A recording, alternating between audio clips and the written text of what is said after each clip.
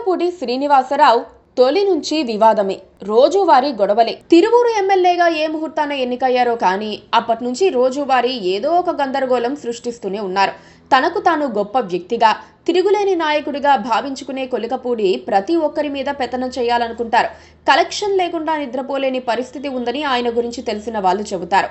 పోనీ ఇలా గుట్టుచప్పుడు కాకుండా పని చేసుకుంటారా అంటే అది లేదు. ప్రతిదానికి నానాయాగి చేస్తూ ప్రభుత్వం ప్రతిష్ట, పార్టీ పరువును ఆయన నేలకొల్చుతున్నారు. కొలికపూడి తనకు అవసరం ఉన్నా లేకున్నా అన్ని విషయాల్లో తలదూర్చుతున్నారన్న ఆరోపణలు ఉన్నాయి. నియోజకవర్గ పరిధిలో చీమ చిటుక్కుమన్నా కొలికపూడి వాలిపోతారు. ప్రజా ప్రతినిధి కదా, రావడంలో తప్పేముంది అనుకోవచ్చు. కాకపోతే గోటితో పోయేదానికి ఆయన గొడ్డలిని ప్రయోగించాలని చూస్తారు. తనకు అంతా తెలుసన్న ఫీలింగ్ను ప్రతిసారి ప్రజల్లోకి తీసుకెళ్లాలని చూస్తారు. తాను చెప్పిందే జరగాలని, లేకపోతే చీల్చి చెండాడతానని చెప్పేస్తారు. ఆయన అతి కట్టలు తెంచుకొని ప్రవహిస్తున్నప్పటికీ తనకు తాను అర్థం చేసుకోలేని స్థితిలో ఉన్నారు. పైగా తన చర్యల కారణంగా పార్టీకి ఇబ్బంది కలుగుతుందని కొలికపూడికి తెలియనిది కాదు. అయినా సరే నేను నా ఇష్టం అన్నట్లుగా కొలికపూడి ప్రవర్తిస్తూ ఉంటారు. టీడీపీ క్రమశిక్షణా సంఘం హెచ్చరించినా ఆయన తీరు మారలేదు. పైగా క్రమశిక్షణా సంఘానికే కొలికపూడి ప్రశ్నలు సంధించి ఇరకాటంలో పెట్టేందుకు ప్రయత్నించారు. ఇప్పుడు కొలికపూడి మరో వివాదంలో కేంద్ర బిందువయ్యారు.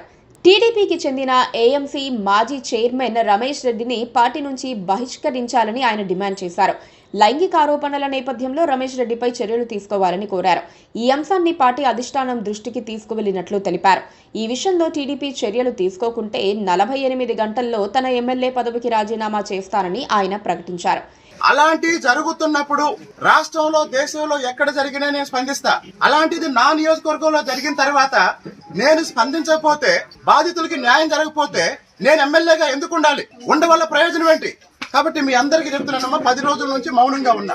నేనే అందరికీ చెప్తున్నా, పార్టీ దృష్టిలో పెట్టాం, నాయకులకు చెప్పాం, చర్య తీసుకుంటారు, కాస్త ఓపిక పట్టండి. నేను వ్యక్తిగత స్థాయిలో స్పందించడానికి నాకు నిమిషం పట్టింది. కానీ ఒక శాసనసభ్యుడిగా నేనేమన్నా స్పందిస్తే దాని మీద అందరి విశ్లేషణ ఉంటుంది. కాబట్టి నేను ఒక బాధ్యతాయుతమైన శాసనసభ్యుడిగా సమన్వయం పాటిస్తున్నాను, కొంచెం ఆగండి అని అందరికీ చెప్పాను.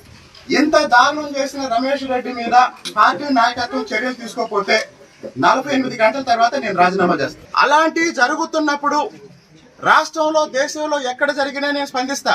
అలాంటిది నా నియోజకవర్గంలో జరిగిన తర్వాత నేను స్పందించకపోతే, బాధితులకి న్యాయం జరగకపోతే నేను ఎమ్మెల్యేగా ఎందుకు ఉండాలి? ఉండవల్ల ప్రయోజనం ఏంటి? కాబట్టి మీ అందరికీ చెప్తున్నానమ్మా, 10 రోజుల నుంచి మౌనంగా ఉన్నా. నేనే అందరికీ చెప్తున్నా, పార్టీ దృష్టిలో పెట్టాం, నాయకులకు చెప్పాం, చర్య తీసుకుంటారు, కాస్త ఓపిక పట్టండి.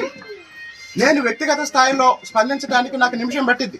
కానీ ఒక శాసనసభ్యుడిగా నేనేమన్నా స్పందిస్తే దాని మీద అందరి విశ్లేషణ ఉంటుంది.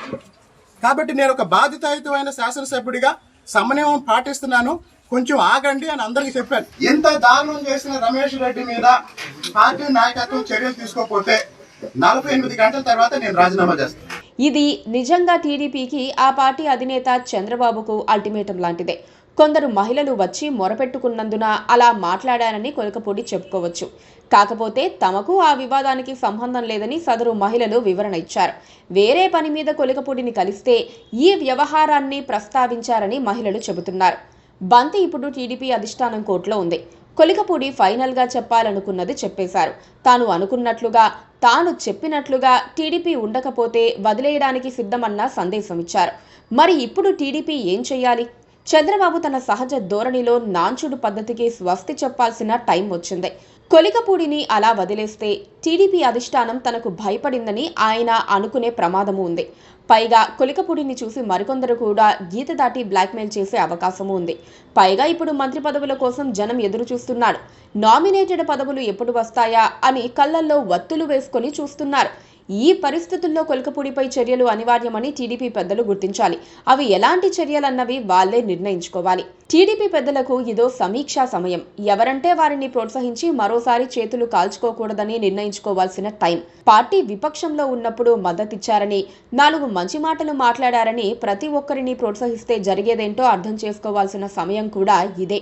కొలికపూడి, జీవీ రెడ్డి ఇద్దరి విషయంలో పార్టీ తప్పులో కాలేసిందని పెద్దగా చెప్పాల్సిన పని లేదు. ఒక పార్టీ నాయకుడికి చెప్పుతో కొట్టి లైమ్లైట్లోకి వచ్చిన వ్యక్తిని ఎలా ప్రోత్సహించాలన్నది కూడా వాళ్ళు ఆలోచించుకోకుండా తప్పటడుగులు వేశారు. జీవీ రెడ్డి పెద్ద మేధావి అనుకుని ప్రోత్సహిస్తే తను చెప్పింది వెంటనే చేయలేదన్న కోపంతో పార్టీకి సైతం రాజీనామా చేశారు. ఇప్పుడు జీవీ రెడ్డి ఎక్కడ ఉన్నారో తెలియదు. ఆయన చర్యల కారణంగా పార్టీకి పడిన మచ్చ మాత్రం మాసిపోవటం లేదు.